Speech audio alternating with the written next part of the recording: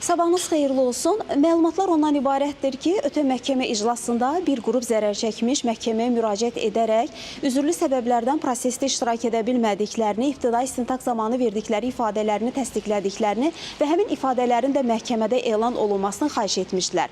Məhkəmə tərəfləri dinləmiş və buna etiraz edən olmamışdı və qərarı alınmışdı ki, növbəti məhkəmə iclaslarında həmin ifadələr elan olunsun. Bugünkü məhkəmə iclasında həmin zərər çəkmişlərin və zərər çəkmişlərin hüquqi varislərinin İbtidai istintaq zamanı verdikləri ifadələrin elan olunacağı gözlənilir. Eyni zamanda bir qrup zərər çəkmiş Ermənistan Silahlı Qüvvələrinin qalıqları və qanunsuz erməni silahlı dəstələrinin ölkəmizə və xalqımıza qarşı etdiyi hücumlar, törətdiyi təxribatlar zamanı zərər çəkən vətəndaşlarımız bugünkü məhkəmə prosesində iştirak edəcəklər və onlar məhkəmədə ifadə verəcəklər. Ümumiyyətlə qeyd edək ki, bir ilə yaxındır bu məhkəmə prosesi davam edir. Hər məhkəmə iclasında təxminən 20-40 arası zərər çəkmiş və zərər çəkmişin hüquqi varisi məhkəmədə ifadə verir və bu cinayət işi üzrə olduqca çoxsaylı zərər çəkmişlər keçir. Onlar Ermənistan Silahlı Qüvvələrinin qalıqları və qanunsuz erməni silahlı dəstələrinin müxtəlif ərazilərdə, müxtəlif vaxtlarda etdiyi hücumlar, açdıqları atəşlər nəticəsində